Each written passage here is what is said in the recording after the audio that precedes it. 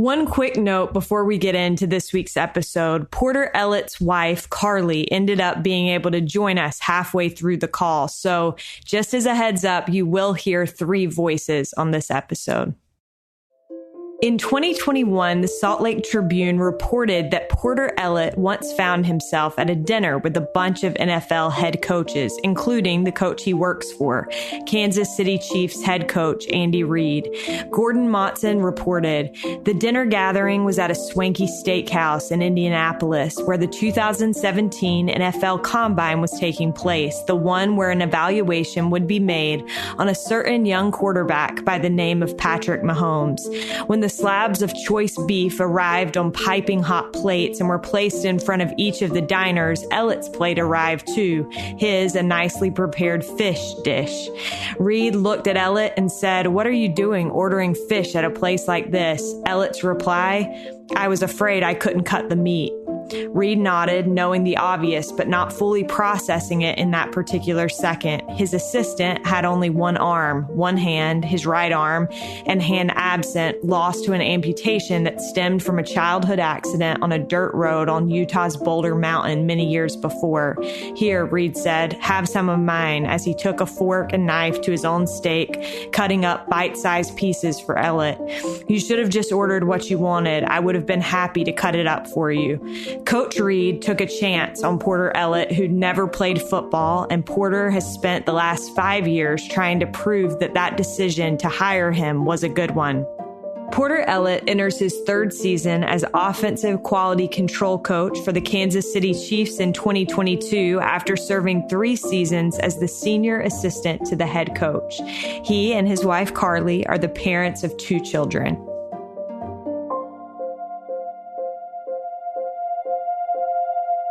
This is All In, an LDS Living podcast where we ask the question, what does it really mean to be all in the gospel of Jesus Christ? I'm Morgan Pearson, and I am honored to have Porter and Carlie Ellett on the line with me today. Porter and Carlie, welcome.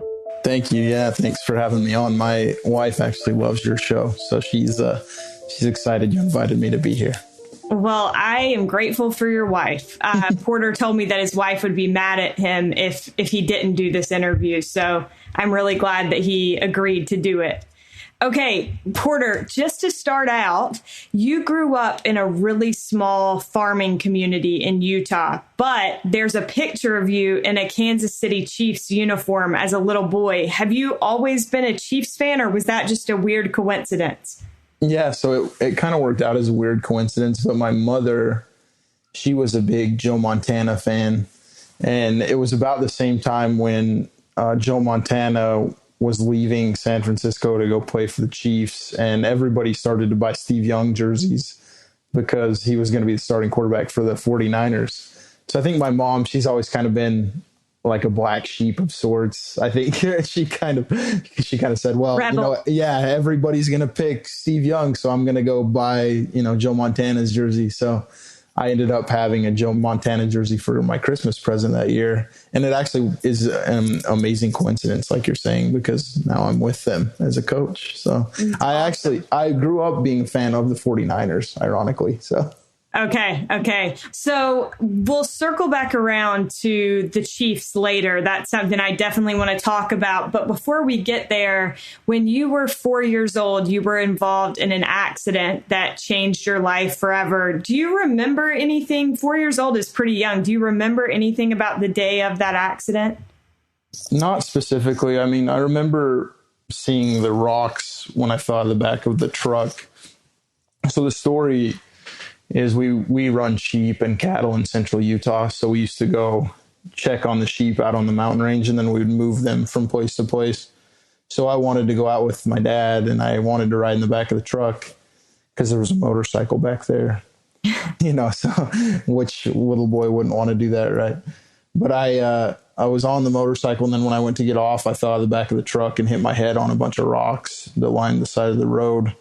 And I do remember seeing the rocks, as I was flying out of the truck, but I don't have any memory of like things that happened after that, which I fractured my skull and then I was scalped. And my dad and a friend who was there with us, a family member, they gave me a blessing And after the blessing, I regained consciousness and I was able to, talk, and everything was fine with my head injury. But they did a few tests and realized that my arm had lost the ability to move or feel. So that's really what led to me being the way I am now with one arm. For a long time, we thought maybe we could fix it, but there were no really surgeries or anything that could take care of it. We tried some kind of new surgeries, but they didn't work. And then when I was 16, I ended up having it amputated. So talk to me a little bit about that. I know for a while you had, like you said, you had your arm, and then you decided, your parents said that it was your choice. They wanted it to be your decision to amputate it.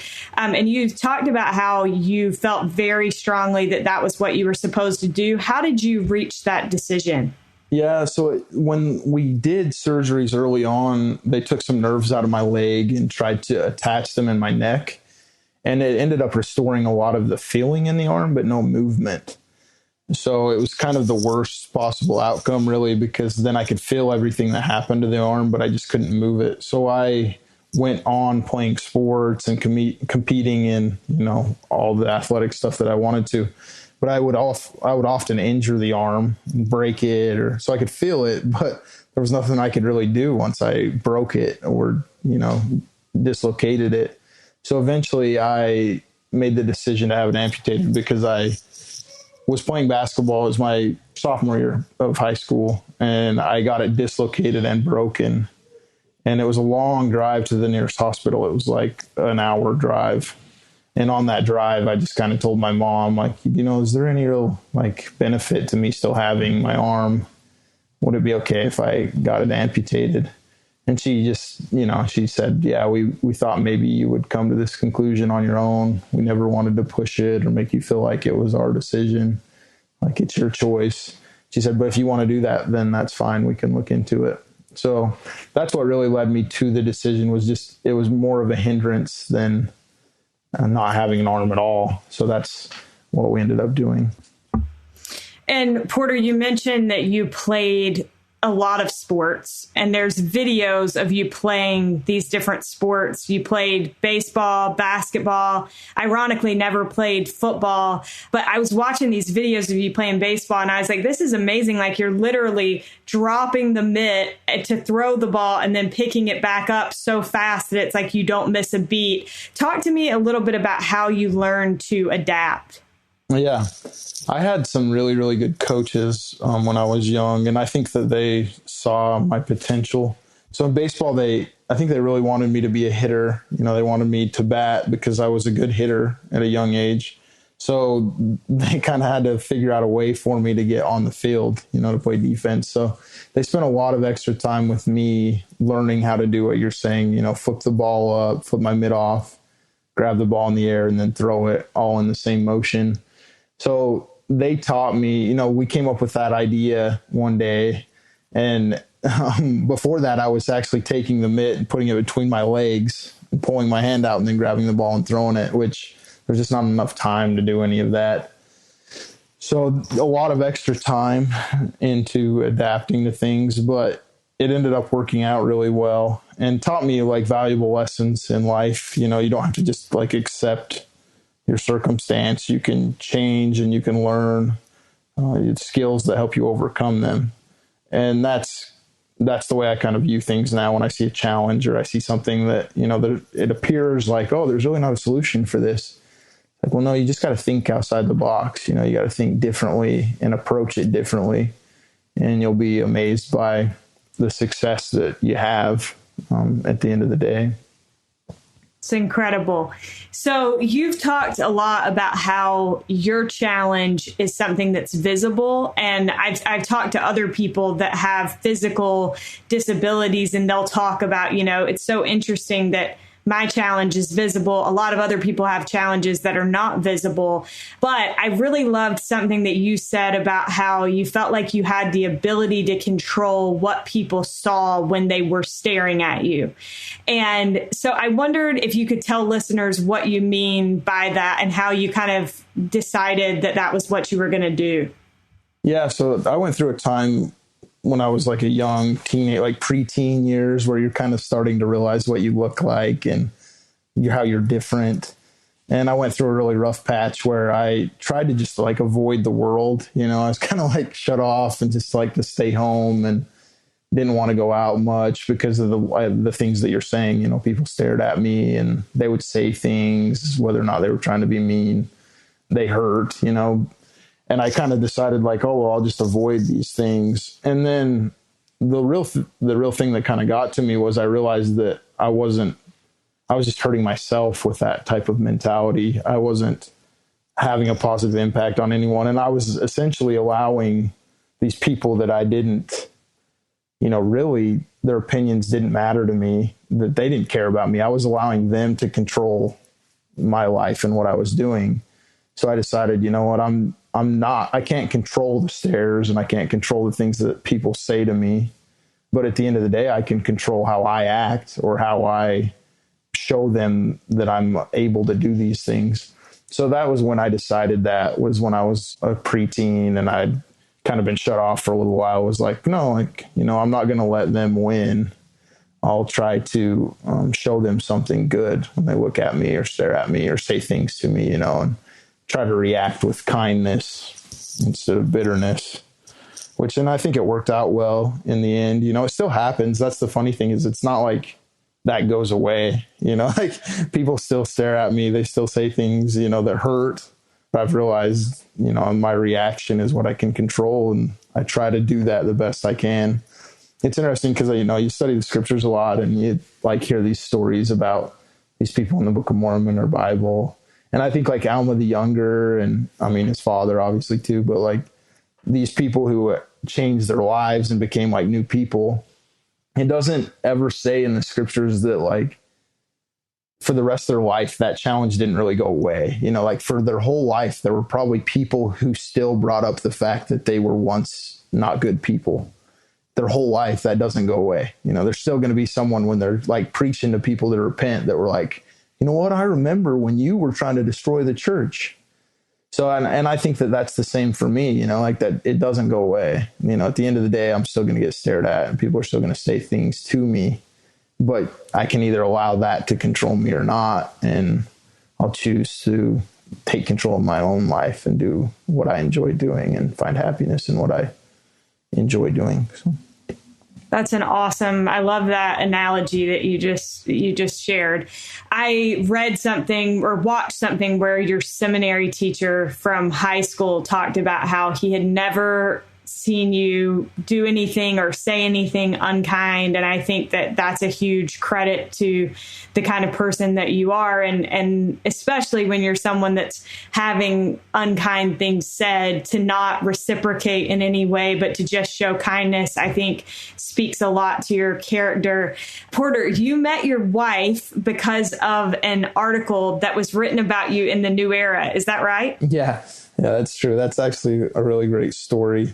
It's funny because when they were doing the article, at the very end of it, they asked me, it's not in the article or anything, but I drove with them back up to Provo because something worked out to where I ended up driving with the people who were writing it. So I was in the car with them and they said, if there's anything in this article that you hope like somebody takes away from it, what would it be? And, you know, I said, well, I hope it just like changes somebody's life for the better. Like it helps them. And it was funny because later on in life, you know, I met my wife because of it. And I was like, wow, like that's the way God works sometimes, you know, like he makes it work for you. But yeah, so I had an aunt who worked with her grandpa and they used to talk about us playing sports because Carlie was a really good athlete in high school and she enjoyed sports. And I obviously, you know, played those sports and really loved it too. So they would kind of brag on their nephew and granddaughter. And then I ended up going to BYU and so did Carlie. And one day, you know, they were all talking and they said, well, maybe we should get them together. You know, they kind of schemed this up. And then her grandpa went back home and they saved the church magazines, you know, forever because we're, you know, just in case the internet crashes, we got to have the hard copy. But Carlie had this nighttime ritual with her grandpa where they used to sit and eat popcorn and watch, you know, SportsCenter at the end of the day. And one night he just like wasn't around. So Carlie was kind of like, what's going on? And he was downstairs digging through magazines, and she went down there and was like, oh, I don't want to be a part of this really. Like, I'm going to go back up on the couch. So she goes back upstairs and eventually comes up with this magazine, and I'm on the cover with my baseball stuff on. And he was like, have you ever read this article? And Carlie had actually read it in high school. So she's like, yeah, I've seen it. I've read it. And she's like, well, he's going to be at BYU. I work with his aunt, and you should look him up. And Carlie, it's kind of like, Grandpa, there's like 32 undergrad students at BYU. This is not going to work. And she said, basically in her head, she was like, well, I can't just Google one-armed guy at BYU and get his address. So she kind of, blew it off and was like, oh, you're crazy, Grandpa. And then I had just gotten home from my mission. So when I'm from a really small town, you go around and you speak in each ward in the stake. So I didn't go to my ward at BYU for a month and a half. But my calling was a fast offering collector, kind of one of those callings that they give you when there's way too many people in the ward. So that was my calling. And one Sunday, my first Sunday that I was there, I was going door to door and just saying, hey, like, do you need me to collect your fast offering? And I knocked on a door and I walked in, and there was Carlie sitting on the couch watching Sports Center, and she was wearing these like Tennessee Vols shorts. So I was trying to like talk to her, but she was very locked in on Sports Center. And then eventually I just kept asking her. And I think the last question I asked her was like, hey, you a Tennessee Vols fan? And finally she like looked up at me and was like, no, I just have the shorts. And I was standing behind like a doorway, so she didn't see that I had one arm. And then when I stepped out, she was like, oh, are you the kid from the New Era? And I was like, yeah. And she was like, I think in her head, she's like, are you kidding me? Like my grandpa called this. So we went to a bunch of like sporting events together. That's kind of how we initially started hanging out. And then, we just fell in love and got married. So. Well, my husband and I love to watch sports together too. So I feel like we would all be friends. And also your wife is my kind of girl if she'll watch Sports Center. But you have your wife to credit for really encouraging you in your career, which I think is awesome. You talked about how you were working for Goldman Sachs and she asked you if you really loved what you did. And that led you to start doing research. And the research ultimately led you to Baylor to study sports management. Talk to me a little bit about that. Yeah, I can for sure. She's here now. I don't know if you want to. Yeah, Carlie, feel free to join us. You want Welcome. Me to... Hello. How are you? See us, or we just? Yeah, I think. Yeah, okay. I can see you. Yeah, it's nice to meet you. I was just telling Porter that you sound like my kind of girl if you'll watch Sports Center. So we need to be friends, huh? There's not many of us who do it, so I know. Stick together. That's right. Well, welcome. So what I was just asking him about was, you encouraged him to find something that he loved to do. And that led him to do the research about Baylor. So I was asking him to tell me a little bit about that decision, but I'd love to get that from you as well. Yeah. So he was working at Goldman Sachs at the time, and I don't want us to like bash Goldman's or that career path or anything, but I could just tell it wasn't right for Porter. And when you're looking at your career as a 20-something-year-old kid, you're looking like this is what I'm going to be doing for the next 40, 50, 60 years of your life. Now, work is work. It's not always going to be fun, just like the NFL is not always fun, but it should be something you at least have a passion for in some way, right? And so I could see that not only did he not have a passion, but it was slowly sucking, I don't want to say the life from him, but just sort of like this innate joy Porter has about him, that was starting to diminish. And that was one of the things that really drew me to Porter when we were dating and eventually got married, was his outlook on life and that positivity that he radiated. And when you go to work for 12 to 14 hours a day doing something that you loathe, naturally that will start to decrease. And so he had been doing it for, 6-7 months at the time when I finally approached him with my question of, what do you think about when you have nothing else you have to think about? And I knew the answer. I knew the answer was sports. But I'm very much a planner, whereas Porter's a dreamer. So we make a good team in that way, that when he said, well, I want to coach. I want to be in college or at the professional level coaching. Like, that's great. That's an excellent dream. But what's the plan? Like, how do we then get there? Because coaching is very much like who do you know? You got to network really, really effectively to make it in that business. Yeah. And so that led us down the pipeline to research master's programs that would allow him to network in that way to make that dream possible. So I'm glad we did. We were fortunate at the time. We didn't have any other responsibilities. We didn't have children. We didn't have a mortgage. It was just two young kids working and figuring out life. But I'm grateful that he was brave enough to take the leap and quit something that, I don't want to like bash on the boomer generation, but a lot of them thought we were crazy for doing something like this. Like, hey, you're in a good career path, stick with it and you'll provide well for your family. And we were like, no, we're going to go find something that we love and we're going to pursue it together. So that's how that came about. Yeah, and the choice was not, like she's saying, it was not easy to like walk away from that. But we prayed about it, and eventually, we were going to go to San Francisco. That was the first choice, University of San Francisco. But then I was reading a book at the time about Baylor, and I was like, I think we should try this. Like, we should look into this. So I went down there to visit because we'd already been to San Francisco, and I went down to visit, came back, and then we decided to go to the Temple just to make sure we were making the right decision. And I remember we walked out of the Temple and Carlie just looked at me and she goes, we're going to Waco, huh? Like, we're going to go to Texas and we're going to go to Baylor. And I was like, yeah, I think we should. So to put that in perspective, I had already paid the deposit on his master's program at San Francisco. I was that sure that's where we were going. And I remember sitting in the Temple pleading with Heavenly Father, like, please let him know San Francisco is the answer. That's where I'm from, So I wanted to go back to NorCal. And I knew sitting there in the Temple that was not the right path and the right choice for us. So I'm glad that Heavenly Father didn't listen to me on that one and gave us the right answer. Well, my husband and I live in Northern California right now, and we love it. So I understand the drawback. Yeah. Yes, I'm like, I may never want to leave. Yeah. But compare that to Waco, Texas. So yes, I have nothing bad to say about Waco now. But at the time, all I knew about him was the Branch Davidians or whatever. So. Yeah. Well, and that was like pre-Chip and Joanna, yes, right? It was the very beginning. It was the very beginning of Chip and JoJo. And we knew a little bit because of their sports, but like they had a basketball team, a basketball player get murdered by another teammate. Like, bad stuff had happened down in Waco. So, but no. Quite the leap. Yes. Yeah. Well, and it was fun. I mean, it was fun too, because we went from BYU to a predominantly Baptist university, which was fun for us to experience that. And they were, like Carlie said, it was such a blessing to be there. Like, it was great to be in Waco and at Baylor. And it was like the best experience we had.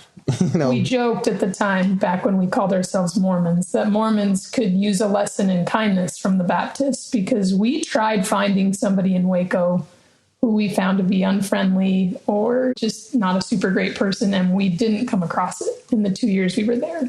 We were met with kindness the moment we pulled into our apartment complex. A group of boys came out and helped us move. So, for free. They wouldn't even let us pay them. That's awesome. So you were working and studying at Baylor when you got a call from Andy Reid. Did you know him beforehand, or how did he find you? How did that call happen? Yeah. So when I was at BYU, I worked at the MTC as a teacher and taught Spanish as well to the Spanish missionaries. And while I was there, I met a really good guy named Devin Woodhouse. We became really good friends, and we talked a lot about kind of what we wanted to do with our lives and where we wanted to be. And he had said that he wanted to work in sports, and I also had said that I did. And we kind of schemed it up that, hey, if you end up, somewhere, let's get there together. Let's work together along the way. And time went on and things happened, and he started to date this girl, and she was awesome. And we met her a couple of times, and they eventually got married. And we didn't know at the time, we didn't know for a long time that she was Coach Reid's daughter. And then eventually he ended up working for the Chiefs. And Carlie has a brother who met a girl from Branson, Missouri, and they were going to get married in the Kansas City Temple. So we flew up from Texas in the middle of the winter, and we went to the wedding. And while we were here, I said, Devin, do you want to meet up? Because he was working for the Chiefs as a strength coach. And I didn't know at the time how crazy his schedule was. So I probably wouldn't have texted him if I would have known. But I was just like, hey, do you want to get together? And he was like, well, I don't really have time, but, if you want to come to the game, you can. So at this point, Carlie's, pregnant. It's like one of the coldest games in Chiefs history we end up going to. And they lose on a last-second field goal. So all these things are not good signs for us. But after the game, we meet Coach Reid's wife, Tammy, and we sit down and we talk with her for a while. And then Devin finally comes out after the game and he says, hey, just follow me. Just come with me. So we get in our car and we follow him and we end up at the Reid's house. And we're all sitting there talking. And eventually Coach Reid shows up and they make me feel all uncomfortable because they're like, oh, you're sitting in his chair. And I get up and move because I'm all nervous. And we're sitting there talking throughout the night. And his daughter, Joanne Woodhouse, she starts asking me questions about what I want to do and what I'd studied and all these things. Because Devin, for 3 years, he had tried to get me a job with the Chiefs by just putting my resume in there. And no one ever would even look at it. No one cared. So she was kind of doing this mock interview. And Coach Reid was listening in the whole time. And by the time the night ended, I stood up and walked out, shook his hand and said, Coach Reid, I'd pay money just to follow you around and learn from you. I just want to know how you do the things that you do and how you've been so successful. And he said, well, when the season ends, just call Devin and tell him, that you want an internship or whatever. We can figure out something. So the season went on, it ended, and I text Devin. And I didn't get a text back for 2 days. I thought, man, this is weird. Maybe I messed up my timing. All those things. You start thinking I messed this up. I had an opportunity. I kind of screwed it up. And I was in a meeting and I had a phone call come in, but I couldn't answer it. And it was from a Philadelphia area code. And I was like, I don't know anybody from Philadelphia. So they left a voicemail. And after the meeting, I picked it up to check it. And it was, Coach Reid, saying, hey, Porter, I might have an opportunity for you. And I was like, oh my, so I called him back and he, there's plenty of people who want the opportunity to work for him. So he said, I have a bunch of people I'm considering. I just want you to know that I'm thinking of you and tell me what your situation in life is. And I said, well, I'm in grad school. I'm about to finish. I have, a couple months left. And he said, well, I would need you sooner than later. So I don't know if this will work, and we kind of went back and forth for a few days. And then I kind of was getting nervous. So I sent off a nervous text one night right before I went to bed. And I just said, hey, Coach Reid, if you hire me, I'll help you win a Super Bowl. And I know I've talked to him since then about that. And I said, what did you think when I sent that? And he's like, well, I remember the text, but I don't really remember what I thought. And I was like, yeah. You probably thought I was an idiot. And he was like, yeah, I probably thought this kid has no clue, so, but whatever happened, Coach Reid actually says that Tammy, his wife, really encouraged him to hire me, which I'm grateful for. I'm grateful that she did that. So he hired me, called me on a Friday night, and I started Sunday morning. And left Carlie in Waco, 8 months pregnant. And we moved to Kansas City. She found a place and everything for us.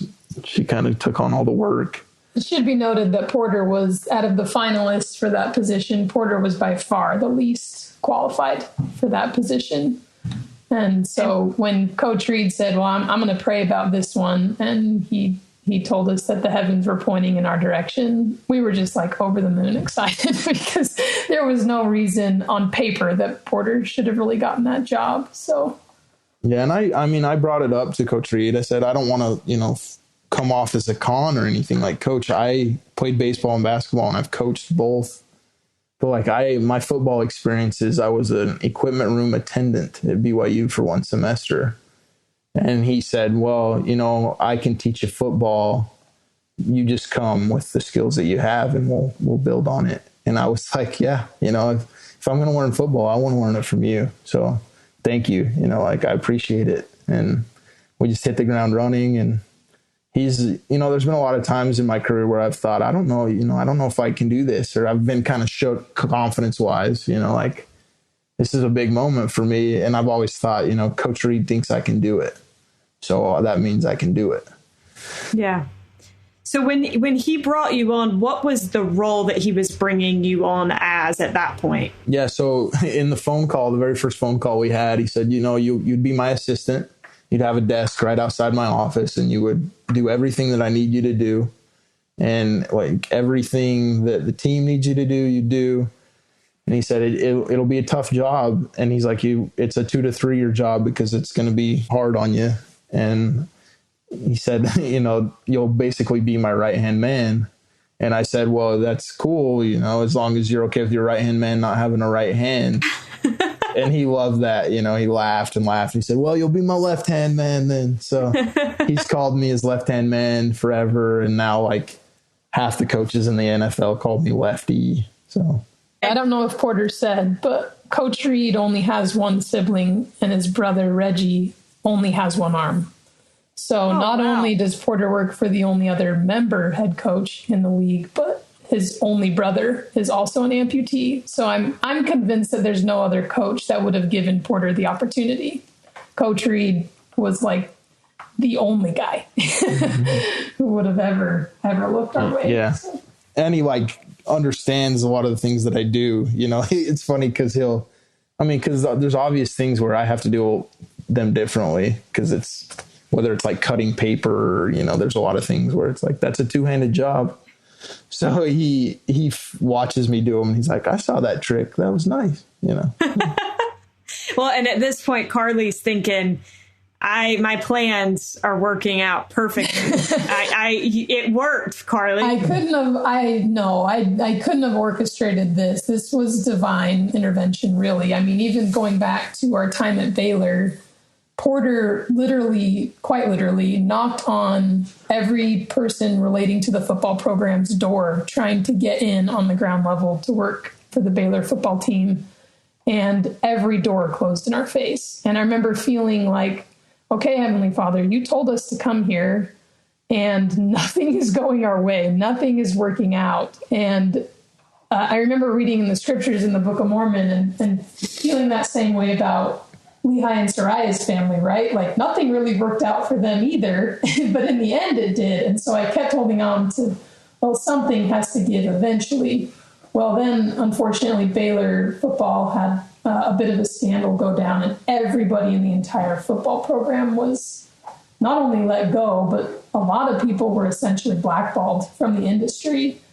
And when Porter was going through the interview process with the Chiefs, one of the questions that the business personnel and Coach Reid himself had were you at all tied to the Baylor football program? What role did you play in that football program? And we hadn't, because every door had been closed in our faces. And they were like, okay, great, because if you had, we wouldn't have been able to bring you on board.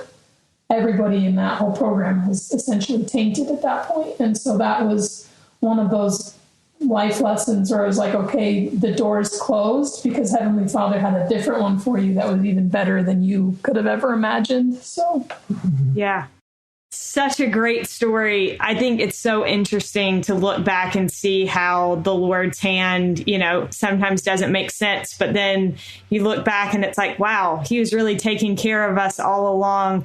You mentioned that the schedule was like a pretty serious grind those first couple of years.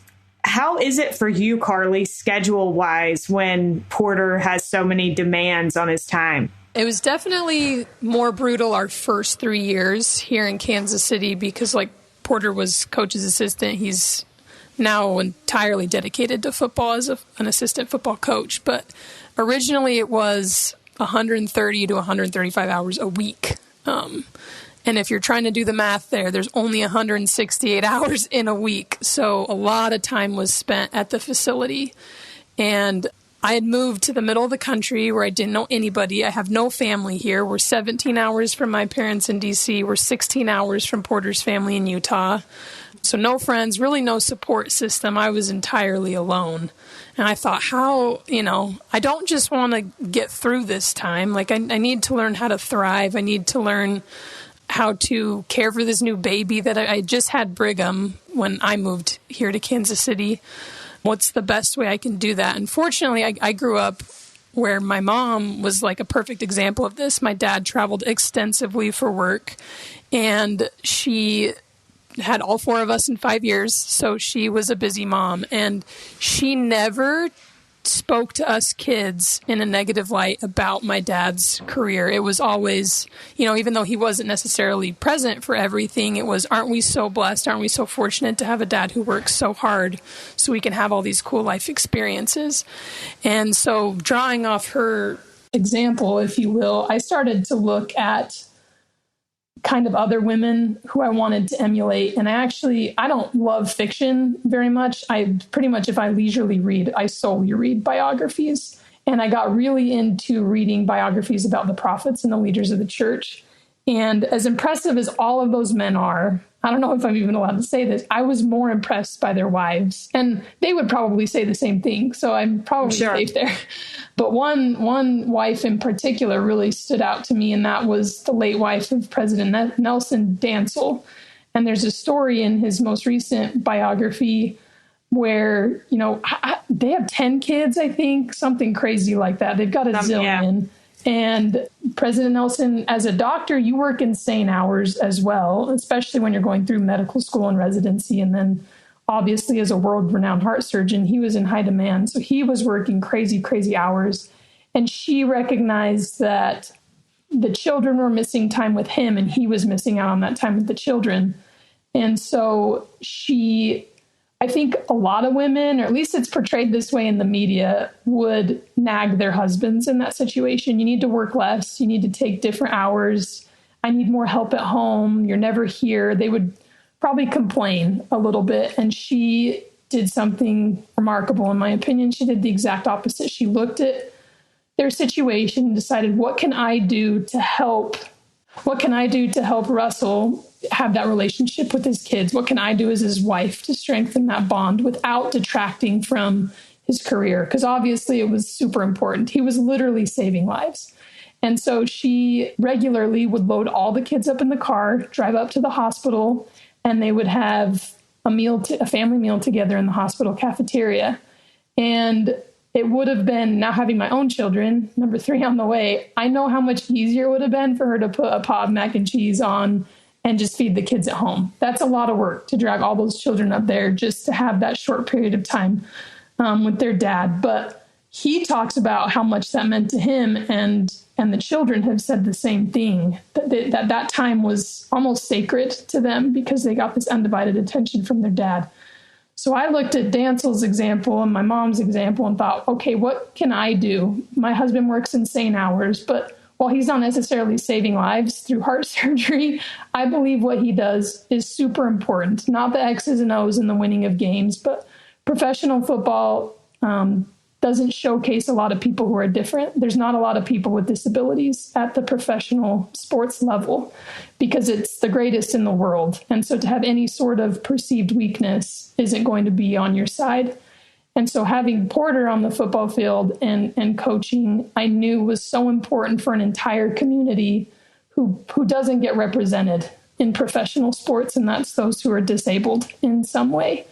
And so I felt it was important that Porter continue on this career path, even though it was going to be really hard for me. But I had to find a way for him to have that time with our children and our children to have that time with him.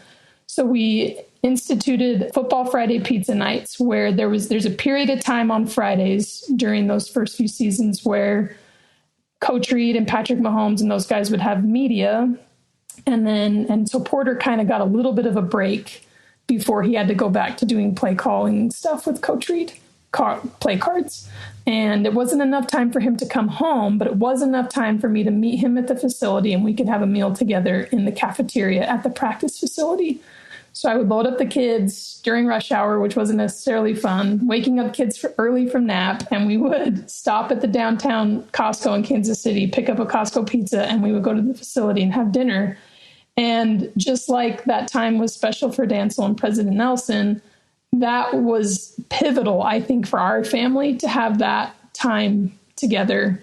And I know my kids cherish the memories of, riding in the golf carts on the practice field and tackling the tackle dummies and just getting to play and be with Dad and have that relationship with him. So for me, the schedule was rough, but there are opportunities to grow and develop within that tough schedule. And fortunately, I had examples to draw from to make that happen in our home and for our family. Yeah, that's so awesome. We've had Scott and Lisa O'Neill on this podcast, and he was the CEO of the 76ers, and she would do something really similar where she made sure once a week she took her girls to a game. And she's like, I would show up at the end of the game. They'd be in their pajamas. And anyway, it was just so that she would make sure that they had time with their dad. And I admire her, and I admire you for making that effort. Porter, you've talked about how you wanted to be a part of football because you believe that football is the ultimate team sport. What is it about football that makes it that? And what would you say make or breaks a team? Yeah, so the reason I felt that way was because I played those other sports, and then I'd also started to kind of coach them. And there's just a mentality in football that you don't find in any other sport, where everybody understands their role and their job, and they understand that if they do it the very best they can, then the team will be successful. So when I was the equipment room attendant at BYU, that was the first time I'd ever really been around football players. And it was fascinating to me to see, like O-linemen they're offensive linemen. They don't try to be a receiver, and they don't try to be, a quarterback. They do their job, and they realize that their job is important, and the team cannot succeed without any one of the positions. You can't win if all of the parts of the team aren't working together. So I love that. And I love that the players strive to be a team. So that's where I kind of fell in love with it, and I wanted to be a part of that. And I wanted to work in football, even though it didn't really make a lot of sense because I didn't have any history there. And then the things that make a team successful, Coach Reid talks about them all the time. He has 4 pillars that we kind of preach to players about, eliminating distractions, attack everything, fear nothing, and then create positive energy. And I think that those things make a team successful. They help a team win. And then when it's time to play, I've read a lot of books from other coaches, and Dean Smith is one of my heroes from North Carolina. And he always used to tell his guys to play fast, play smart, and play together. And I feel like that's the epitome of a successful team. The things off the field that Coach Reid talks about, creating energy, eliminating distractions, all those pillars. But then on the field, those things from Dean Smith as well apply. But the things that, can destroy a team are likewise. If you have fear, which one of Coach's things is fear nothing, that's one of the quickest ways to lose as a team is if you're fearful of outcomes and fearful of anything, because you need to go out and you need to just play ball. And then if you're distracted, if you have distractions, then you're done. You're done before you even start. And then I love the creating energy part of the 4 pillars, because if you can create positive energy, then you can overcome a bad game or a bad quarter, and you can just kind of work through it, and just keep battling, and you'll be successful at the end of the day when maybe people didn't think you were going to win because you've created your own energy. But if you have people who are energy suckers, then you're in trouble, right? Like if they're a black hole of energy, then you can't really dig yourself out of a bad situation ever, which you're going to run into. So do you guys apply those same principles in your marriage? Because I feel like it could be applicable. Yeah. I would say above all, though, in this world, everything I'm going to steal this from your episode with Steve Young. Everybody looks for things that are transactional. What am I going to get out of this? And fortunately, when you're young, dumb, and broke like we were, when we got married, there was nothing to get out of it. Nobody had money. We didn't have careers. Nobody had stability. And so we could really focus on each other. How do I help you get to where you want to be? How do I help you achieve your goals? And that hasn't changed from day one of our marriage. And so when you give entirely of yourself to this relationship and not necessarily expecting, what am I going to get out of this? You build something really beautiful and selfless. But if you're looking for what you're missing in your relationship or your marriage or what other people have that you don't, that's a quick way to detract from what you've got going on. 100%. I completely agree. Okay, Porter, before we get to the end, I wanted to ask you've talked a lot about Coach Reid. I've always heard great things about him. You've said that he sets the tone for everything that happens there with the Chiefs. What have you learned from him about being a great coach and also a great disciple of Jesus Christ? Yeah, so just like he said when he hired me, like, you'll be my right-hand man, you'll follow me around and, do everything with me. I've learned a lot about not just coaching. He showed me it's a very intimate job with Coach Reid because you see everything, and he is very open with you about what he's doing and why he's doing it. So to be able to see that was really a huge blessing to me, especially starting out so early in my career. But then also, as far as being a disciple of Christ, it's been great for me as also a member of the Church of Jesus Christ of Latter-day Saints to see how he lives the gospel in his life and how he continuously studies it. I used to go into his office early in the morning and he would have the scriptures playing and I could hear him listening to the Book of Mormon in his office. And then I sit right outside his office. Well, I did when I was his assistant. And he would turn on General Conference because we're at work during the fall session of General Conference. And he would turn it on and then turn the volume up loud enough I could hear it, which was great. And, people would come in his office and say, hey, this is the leaders of the church. They're talking. So he lives the gospel in his everyday life. And that's one of the things that really sets Coach apart. Well, there's a couple things that really, really set Coach apart. And he's very consistent in what he does. You can count on Coach Reid to be consistent in his approach and what he does and how he treats people. But then the second thing that really, really makes him unique is how good of a person he is, right? His goodness.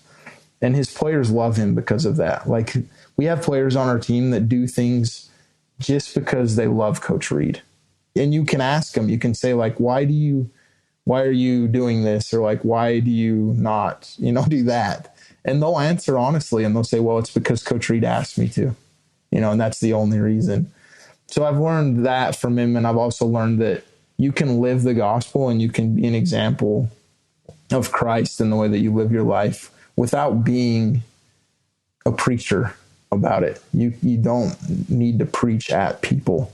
You can just live a good life and be a good person. And eventually those people will ask you, what are you doing? Or why are you this way? Or what are you studying? Or, what are you watching? when they walk into your office and you're watching General Conference. So I've loved that part. And I've loved also being able to, say prayers with him and give blessings with him and, do all those things that we're able to do as members of the church. So that's a real gift to me and my family to have that around us all the time.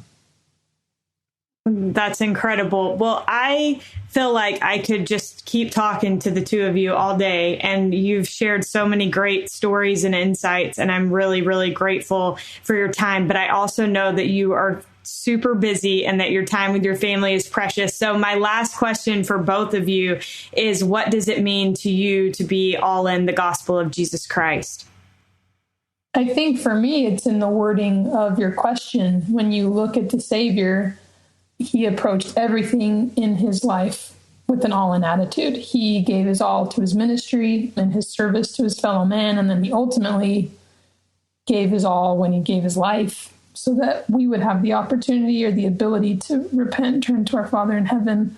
So for me, being all in the gospel, following Christ's example and trying to pattern my life in the way that he did. Now, obviously, I fail far more often than I'm successful in that. But that's the beauty of his gospel, is I can get up and try again and progress and get better and give my all in whatever season of life I'm in, serving, whether that's my family, in my ward, and in my community, and doing it to the best of my ability. Yeah, I think similarly to Carlie, I think a lot of it has to do with when people come to know you as a person, do they grow nearer to Christ or farther away from Christ. And I hope that I live my life in a way that people, when they get to know me or they're around me, they can feel Christ's presence or feel like this makes me feel good, or I can feel nearer to God when I'm around a person who's like Porter. And I think a lot of times about one of the talks that I read when I was kind of having a hard time with my work schedule and the balance in life between like church and family and work. There's a talk that Elder Bednar gave, and it must have been in a Spanish speaking country because it's translated, but he talks about balance, and he talks about how balance is a myth and you can't really have balance all the time. So he shares a trick with everyone, and he says, wherever you are, be present there. When you're at work, be at work. When you're home, be at home. And when you're at church, be at church. So I've tried to apply that in my own life, and I've tried to be where I'm at and have, a Christ-like impact there when I can. And I hope that carries over, and I hope people can see that and feel of Christ's goodness. And then at the end of the day, I hope the very best compliment I think I've ever received was from actually Alex Whittingham, who his dad's coach at Utah, and he's been here for a while with us. But he said one day, Porter, you know what? You just don't have any guile. Like, you're without guile. And I thought about it for a while, and I thought at the end of my life, or at the end of the day, if people just see me without guile, like Nathaniel in the New Testament, like, I'll call it good. Like, that's it. Like, I don't need a lot. I just want to be, someone who people can feel of their goodness and understand they're there for the right reasons and for the right things. So I hope that that's what it means to be all in, is to live my life in that way. And I hope that I can do that each day. Well, you two are incredible. You're a power couple, and it is a blessing for me to have had the opportunity to talk with you. And so thank you so much for your time. Are you kidding? My mom's going to be so ecstatic. She listens to you faithfully every week. So, well, shout out to your mom. Yeah. Tell her that I said thank you. No, thank you. We appreciate it. We are so grateful to Porter Ellett for joining us on today's episode. Big thanks to Derek Campbell of Mix at 6 Studios for his help with this episode. And thank you for listening. We'll be with you again next week.